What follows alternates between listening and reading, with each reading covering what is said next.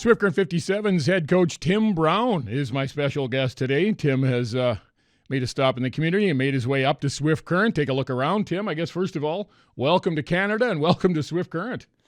Thank you. I live in Southern California, so I'm not normally in this weather unless I'm skiing. So it's been a little bit of an adjustment for me, but I've been calling back home pretty much every night and talking to folks back home. You know what? I know that it's 75, 85 degrees there, but up here we still have snow. We'll have some nice weather, I promise. We'll get some sunshine and weather in time for and warmer weather in time for baseball season.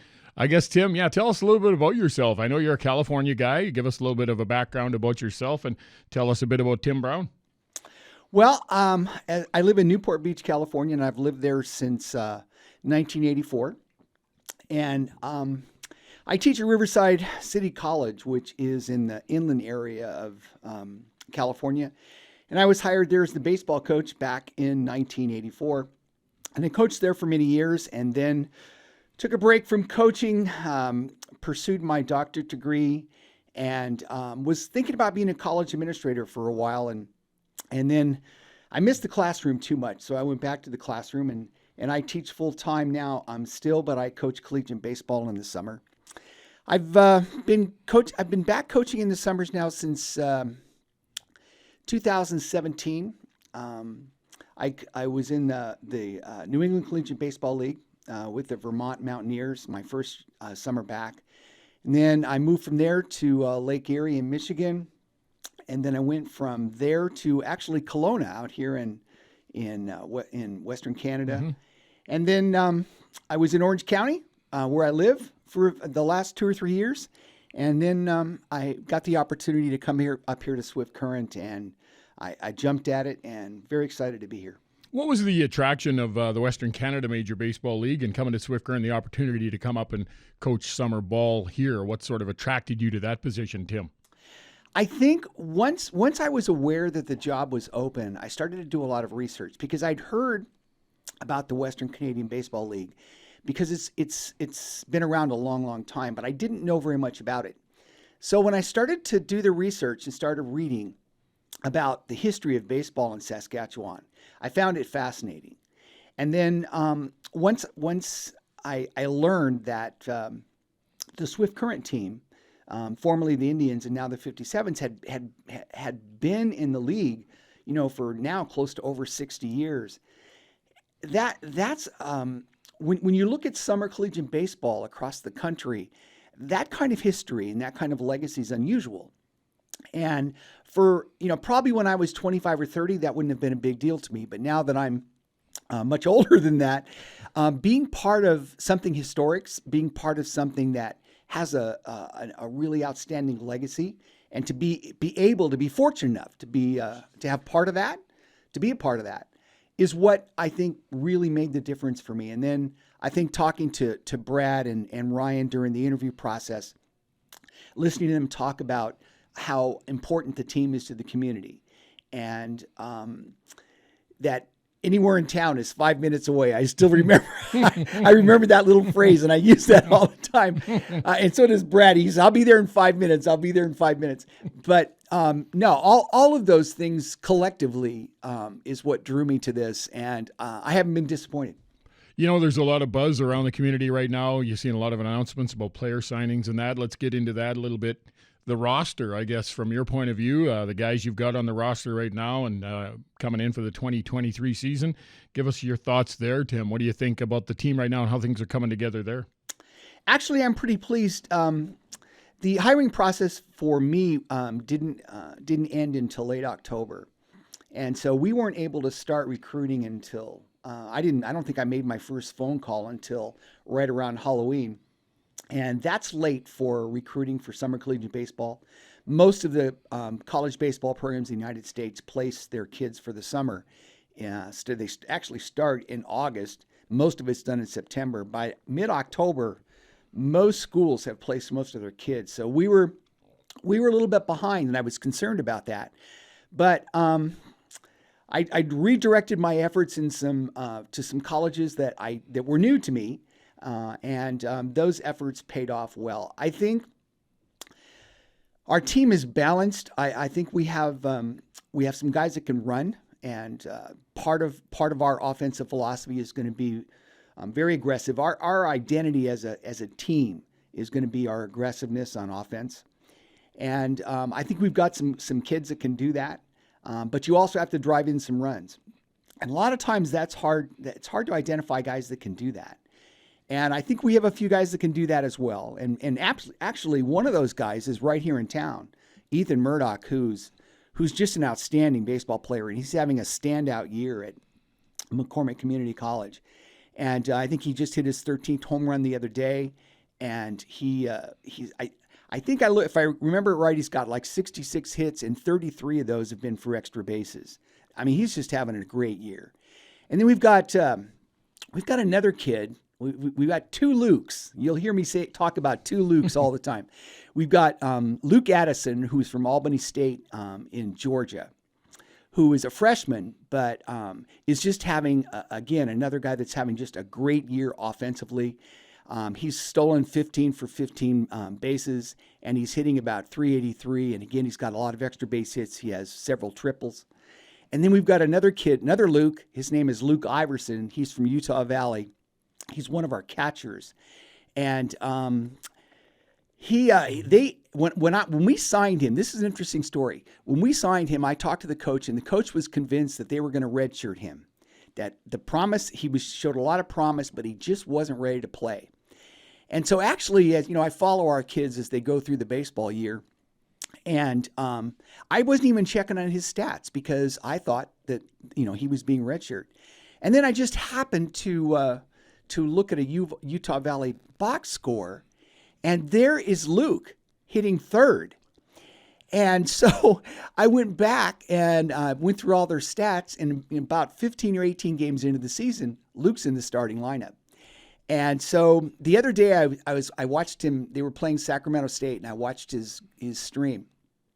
And at that time, he had 33 hits, and 16 of them for extra bases. So when I think about the two Lukes, and I think about Ethan, and then there's another local kid here, Brody Alexander, who actually played with the club last year, and he's got some pop as well. So I'm pretty happy with the balance between our speed and the fact that we've got some guys that can produce some runs. Pitching, of course, that's the key that starts the engine, And again, we were late, but I got a hint from one of the former coaches here in Swift Current, Joe Carnahan, who you probably know. Mm-hmm. I've talked to him several times over the last several months, and the one thing that he emphasized to me that I wasn't really used to, because this league allows seniors to play if the summer comes right after their senior year, and most of the leagues that I've coached in, they don't allow seniors to play. So he said, try if you can to identify senior pitchers, because he said, you've got kids that are really experienced, kids that may not have an opportunity to sign a free agent contract or get drafted, but who might be able to be spotted by an independent team up here. And then he said the other big thing about it is they're not going to have innings limits. And so that made a lot of sense to me. And so we made an effort to do that. We have 3 senior pitchers coming in that I think are all 3 going to be play starting roles. And so I was pleased about that. We haven't identified our 5th starter yet, but I think we've identified 4. And so I remember telling Brad about a month ago, I was a little concerned about our pitching, but I'm less concerned about it now. In fact, I'm becoming more confident as we move forward. So I think we're going to play good baseball. I'm going to insist that our kids respect the game, and I think the fans will appreciate that. And we're not going to worry too much about the other team. Our philosophy is here that we get our players to set a standard for their performance, and we'll encourage that standard to be high. And the idea is to compete against that standard. And then if we do a good job of that, competing against the other team will take care of itself. Tim, Western Canada Major Baseball League, a lot of baseball in a short period of time. You got about 2.5 month season and then playoffs, and you're playing almost every day. It's almost a major league style schedule, isn't it? Playing almost every day. When you're putting together things quick and the roster's got to come together quick and you don't have an extended period of time for training camp and guys are arriving in town from all over North America, is that a challenge or is it an advantage? How do you see that with the way the schedule's set up and putting everything together and getting that team on the field? It is a challenge, and it is a challenge from many different perspectives. The kids that play at the U.S. colleges, they normally play on a Tuesday, Friday, Saturday, Sunday schedule. So they play 4 games a week, and it's always the same 4 days. Of course, up here we play 5 or 6 times a week, and it's our days off during the week are different days. So they have to be able to adjust to that. And most of them are not used to playing every day. And it's always interesting in summer collegiate baseball when the players get here, Coach, I want to play every day. I've been waiting to play every day. I want to play every day. And that goes for about 2 weeks. And then the players, Coach, any chance I could have today off?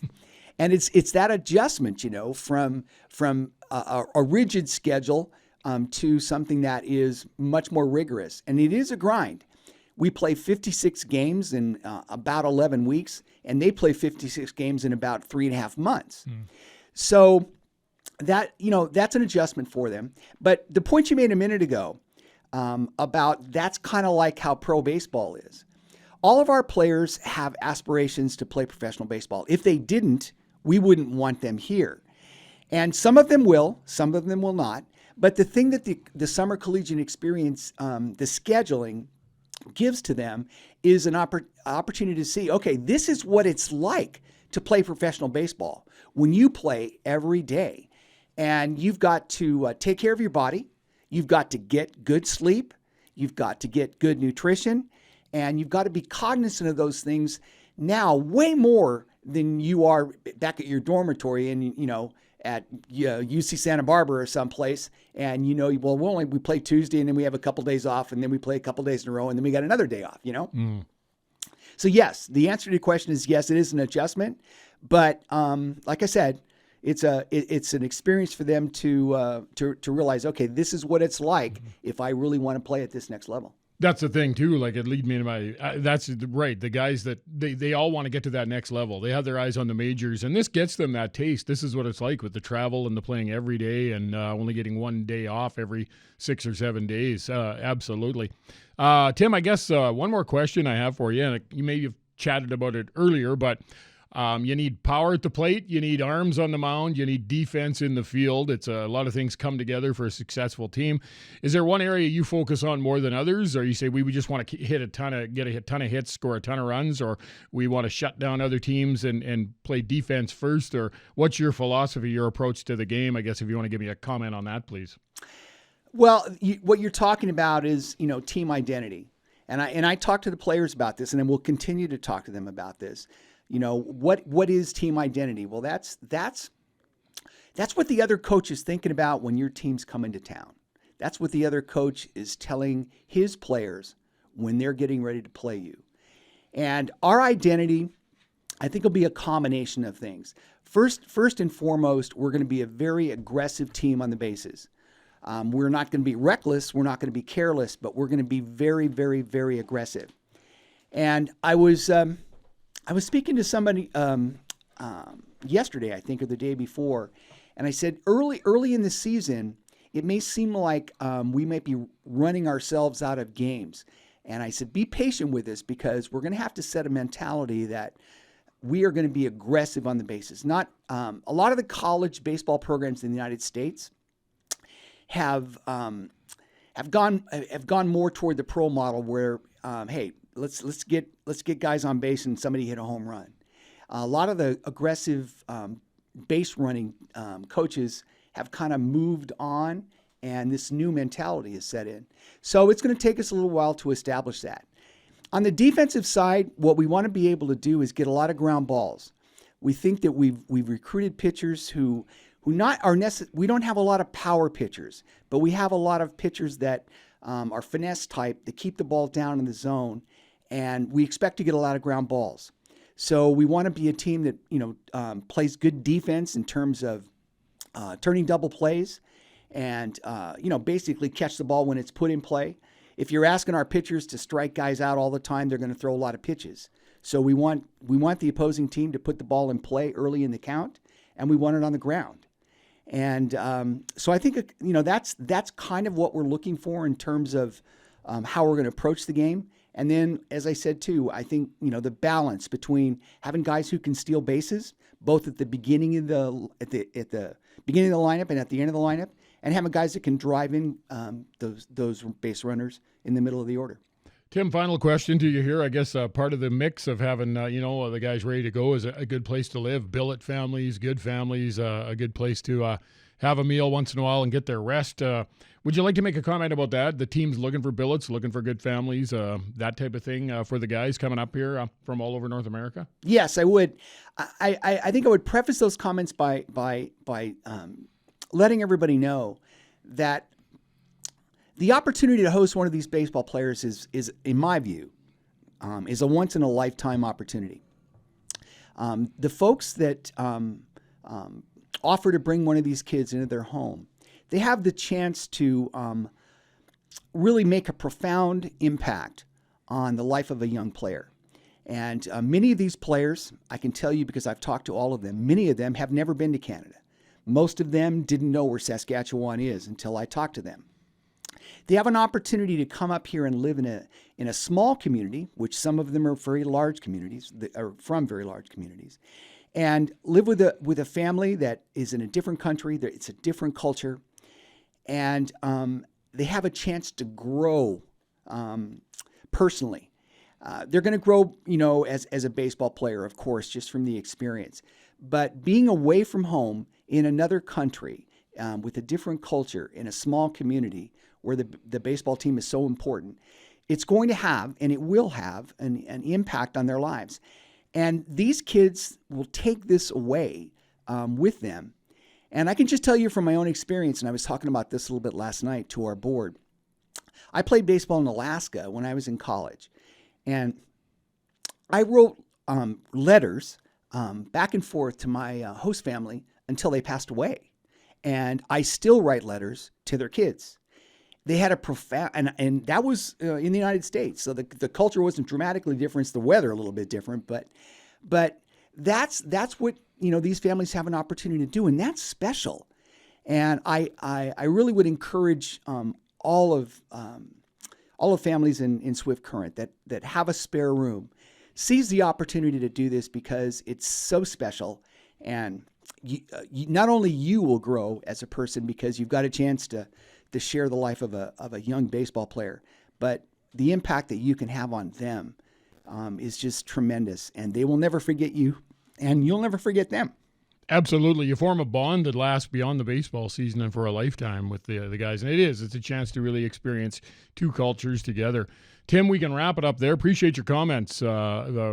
Great to meet you and great to have you in Swift Current. It's going to be an exciting year over at Mitchell Field, and we're looking forward to it. Can't wait for the first game. A little over a month away is all we are. We'll get the weather to improve by then, and want to wish you all the best, and hope we're in the playoffs and going for the trophy in August. But welcome to Swift Current. Welcome to Canada. Have a great season this year, and I'm sure we'll chat again. Thank you very much. I'm really excited to be here. I can't wait to get back.